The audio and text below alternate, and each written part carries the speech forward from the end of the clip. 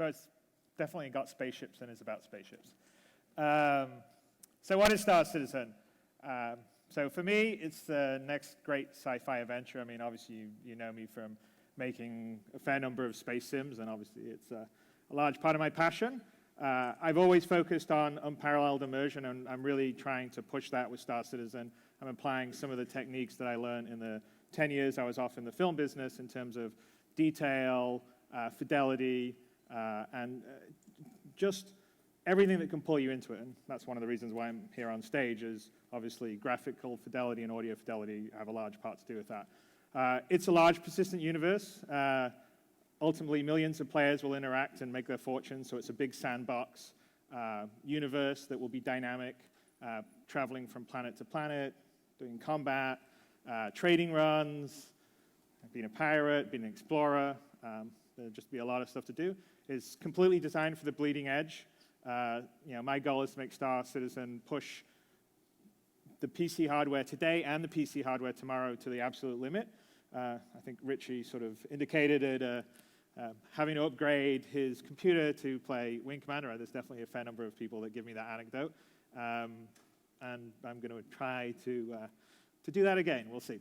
And it's part of my never-ending goal to make the best damn space sim ever. So I've been working at that for quite a while, and I think hopefully with this, maybe be achieving that. One other thing that really makes Star Citizen unique is the fact that it's for gamers and it's completely funded by gamers. So I think I'm correct in saying this is the first AAA title that is 100% funded by gamers. It doesn't have a traditional publisher, doesn't have VCs or investors. It's 100% crowdfunded. Right now we stand at about $19.93 million, which is an insane amount of money for the community to come together and back to make a AAA space game that they want. I feel incredibly humbled. The team feels incredibly humbled. It's a completely new way of doing development. And we have a thriving community of backers, each that are involved and have a stake in the game, give feedback, see how it gets developed, which I'll talk about here in a little bit. So what makes Star Citizen different? Well, first of all, there's something cool about owning a spaceship and being able to fly from planet to planet. And you can own your own spaceship or a fleet of spaceships if you're especially ambitious. You have a universe that your actions will help shape, and it's dynamic. So what the players do affect what's happening, what missions are being spawned on planets, what's happening in the economy. So it's a fully dynamic universe, which is something I've been sort of searching for a long time. I don't know if any of you guys were back when I was pitching Freelancer back in 1999 at E3, and we won a lot of awards for the best of show at that time, but that was one of the main pitches, was to try and make a completely dynamic universe. I didn't end up being able to take it all the way through there, and Star Citizen is the accumulation of a lot of design ideas that I've had. The dogfights, that's definitely something that Wing Commander has been known for, and we're sort of applying a next generation level of detail, effects, fluidity, physics for it. So I think it's going to raise the bar there, which I'm pretty excited by. We have a fully realized economic simulation which goes into the dynamic universe, and it's live, and it's supply and demand really is affected by the player base, and that's just will make a really living, dynamic, cool universe. We're also embracing the user-generated content and the power of the community. I mean, my last game, Freelancer, still today there are servers running 10 years after it came out with people modding and doing stuff, and it's because they have the ability to mod and run multiplayer and do servers. I think that's definitely a movement in games in general, especially PC games. I mean, PC games are where you can really do the modding. And we're supporting that fully, so people can, besides play on our big persistent universe server, they can have their own private server and do a huge amount of modding. So if they want to change the universe, change ships, they'll be able to do that.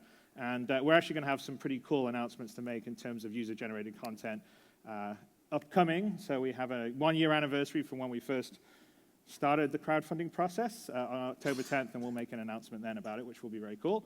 Here's one of the big things about this is we have a completely public development process. So that's why I'm saying I'm here a year ahead of where I would normally be on stage. I mean, in the dev cycle, I would normally be 1 year from now, I would be announcing the project and showing it. But because we're crowdfunded, part of our sort of pledge to our backers is that we're going to show them how we're making the game, involve them in the process. And that's actually something that I think is incredibly exciting. I mean, first of all, we have a massive community. We have over 250,000 people. And that's an incredibly great sort of focus group that are space sim fans and love everything that they can get their hands on in space. And they all have great opinions. And it actually is a really good feedback loop for us. So one of the things to sort of illustrate this is we've decided that we will release functionality of the game before the final game is completed. So the people that have backed the game can get online and play and see and interact with parts of the game. And we released just under a month ago the very first part of this plan, which was the Hangar module. So this is basically baby Star Citizen that sits on everyone's drives. We have a full patcher system, just like a World of Warcraft or a League of Legends or something. And it's the full engine. And the game that we have, the functionality is sort of blocked off, so you can only use one part of it. And this is the Hangar module. So it's allowing everyone that's back to sort of get in the hangar, see the ships that they have, walk around them, play around with them, explore them. And then as we go forward, we'll be adding extra functionality. But right now, I'm going to show you the Hangar module. So to give you an idea of what we're doing. And this is, like I said, I wouldn't even give a publisher this build if I was doing this the traditional way. But we're doing something very different. So let's switch to the demo. So one thing that I'd like to point out here is that we're in eyefinity, which is a great AMD stuff. We're running on one of the FX CPUs at 5 gigahertz, and we've got the new R9 290X in here. And so we're like 3 screens, 5760 by 1080. And we're very early in the development process, so we haven't really optimized anything. So we've got 10 ships in here, so this is a rather large, big collection of ships. Most people don't have this many ships in their hangar. And we have different levels of hangars you can have. So you have a basic hangar, a business level hangar, and then the deluxe hangar, which is the one where if you've got lots of ships, you get. And our smallest ship has about 300,000 polygons. Our biggest ship, which is a Constellation, which is here on the left, is about 1.5 million polygons. So I think at the key at our widest angle, which is probably kind of around about here, maybe if I go over the angle, we're rendering about 18 million polys a frame. And obviously it's fairly smooth. And so here's our character. And so I'm just going to go over and we're going to take a look at the different ships. Let's just run over here quickly. So this is the 300i, which is sort of the mid-level ship, and you can sort of see my scale next to it. And part of the idea of this is almost like having a car in your garage, and you can sit down and I'll climb into it.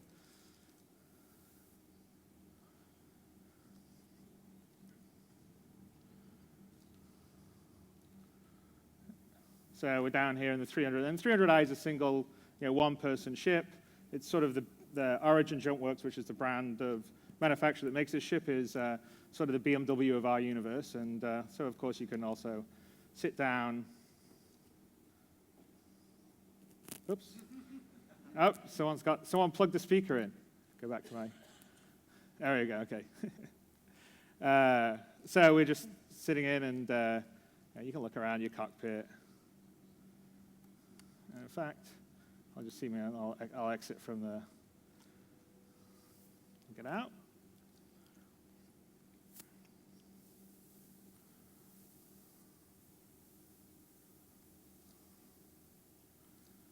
Okay, so let me jump out of here. What is someone doing? What are the headphones doing? All right. Okay, so we'll walk over here. And over here is the smallest of the ships you can actually back for or have. Or it's where if you're just starting at the base level of the game, you do, which is the Aurora, which is relatively, if you look at my scale next to it, smaller than the 300i we're in. But it's actually pretty cool itself, and we'll just jump inside that really quickly, show a few features. And we're early stages at the moment. Obviously, there's you're flying around in space, a whole bunch of other stuff.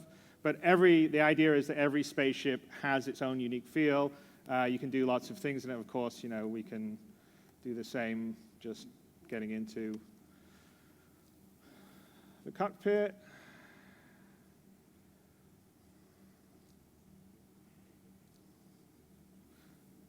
And as we further move along, obviously displays and all that work, and you can sit in and you can move your displays and play with it. Can't drive it just yet.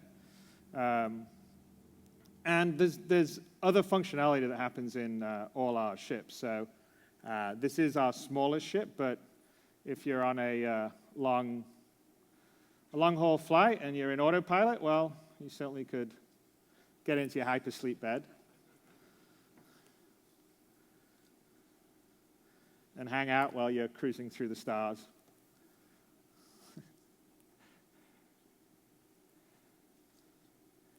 There you go. But as I'm now doing a demo, let's get back out and show some other features.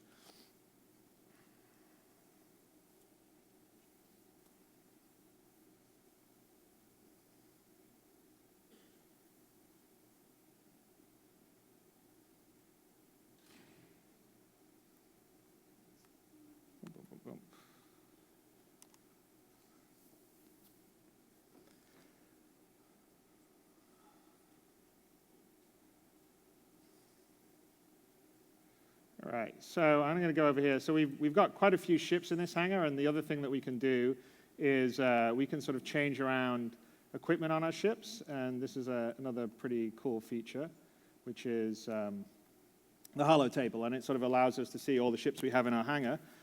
So these are the various ships we have, and I'm going to select the Hornet, which is sort of the single-seater dogfighter. And I want to change out, we're going to change out one of the weapons, probably the weapon on the right wing. So let's do the Myztkl-Kev cannon.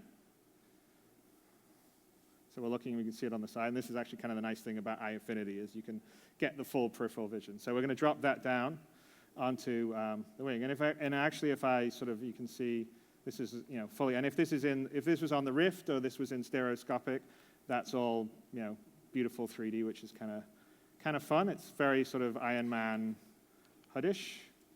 So we'll turn that off. And the Hornet's a little bit over, so I'm going to run over here because in the very biggest hangar, you have a couple extra things like we have a buggy.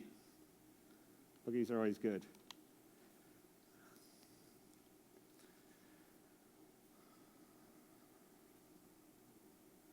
And I'll try not to hit anything. There we go. And on the left is the Freelancer, which is one of our larger ships, two-person ship. And this is the Hornet. So we'll get out and we can sort of see.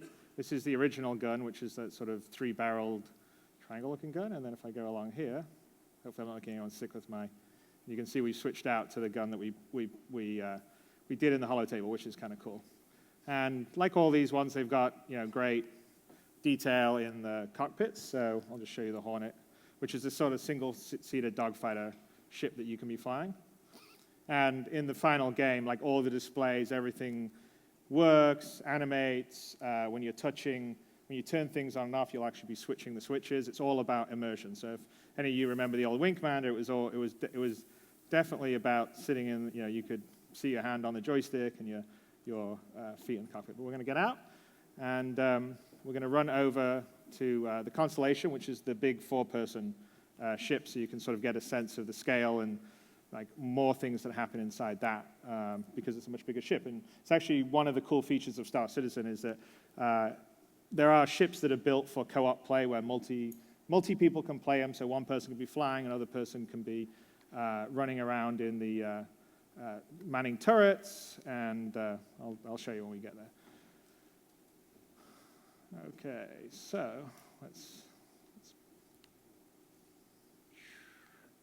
oops. And you can sort of feel the Constellation there's the Freelancer I just went past a much bigger one. But as we get up to Constellation, let's get out.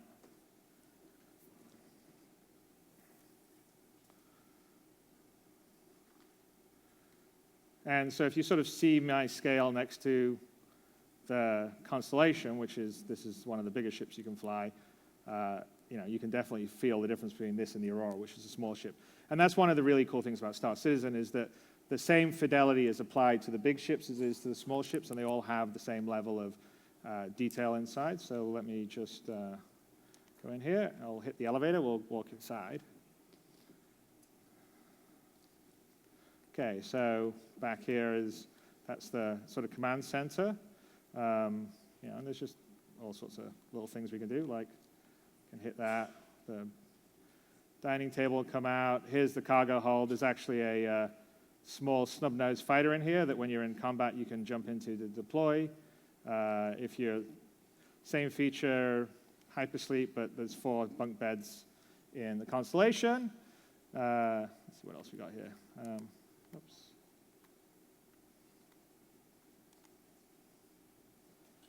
There's even a shower. Or there's even a toilet, which you can sit on. But there you go. We don't have any, yeah, I know, everyone loves the toilet. So we don't have any reading material, so I think we're going to go back up to the front. We'll just charge over here really quickly. And as usual, there's, boom, here we go. The captain's chair, so if you want to be flying it, you can get into it, which is kind of fun.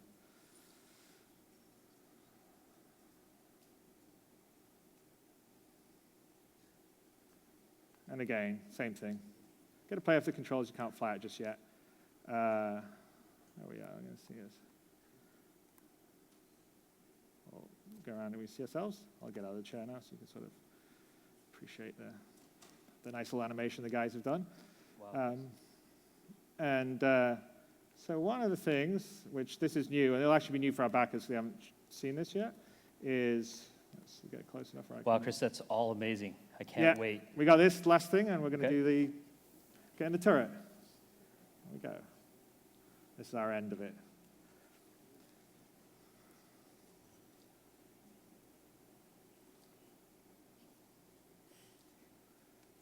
There you go. We get in the turret, and so you can see us in the turret. So all the little bits and functionality and stuff that's kind of cool on these ships. Huge amount of detail. Anyway, we'll drop back to the presentation. I know I took a fair amount of your time up there. But I wanted to show the turret moving around. So let's jump back to the presentation. It'll be great. Okay, so that's the first example of our iterative release methodology. So people are going to walk around, play it. We get to test out the engine, get rid of glitches, work on functionality, and then we're just going to slowly be adding modules along the way. So the next one is a dogfighting module that comes in the end of this year, and it'll allow you to take the ships you have in your hangar and dogfight in space and against other players and against AI. Then we've got the planet side module, which allows you to be on the planet environments and talk to other players, buy and sell goods, equip your ships. Shipboarding module, which is our first-person shooter part of the game where you can board other ships and take them over. And then we do the Squadron 42 single-player module, which is essentially Wing Commander, ISK story, single-player, high narrative, detailed, performance capture cinematics, very much like a next-gen Wing Commander. And then we move on to the alpha and beta of the full game. And what's going to happen is all these things get delivered to the hard drives of the people that have backed the game, and they sort of see it grow on their hard drive over the next 18 months plus. And it's sort of a live development environment. It's actually really quite fun. So we're having a good time, but I like to push the envelope. The power of new tech was a big reason for me coming back from my hiatus in film. My games have always pushed the limits of PCs, I think, as some of you know. Star Citizen definitely is going to go further. I think I've been quoted to say I want to melt some GPUs. And we are building for tomorrow today because this is a long-term game. It's going to be a living, breathing online universe. And also the final game won't be done for 18 months to 24 months. So why am I here on stage? Why am I partnering with AMD? Well, first of all, AMD is committed to early development, engagement, and support. And it's great. So we're working together on features for Star Citizen now and 2-3 years down the road. Obviously, the GCN architecture is really great. It helps us achieve some pretty amazing graphical detail and the film-like immersion I want. And we are going to be supporting, true audio, Tress effects, eyefinity, which you guys just saw, running really nicely, Crossfire, and then there's a bunch of advanced DX11.1 and 2 features that will be using the power of the compute shaders, so we'll have a lot faster post-processing. And there's some other new stuff that down the road we'll talk about, which I think will also increase performance and fidelity. So I think PC games are definitely back. I think a large part of this AMD presentation is about PC stuff. Space Sims are back, and AMD and Star Citizen are making it happen together. So thank you, guys. Thanks, Chris. It's probably no doubt that you'll hit 20 million before the end of the day, I think. And Chris, before you go, I've already got my Admiral pack and my Constellation in my hangar, so I'm waiting for that dogfighter module. All right. Next on our roster of games, the guys at IDOS Montreal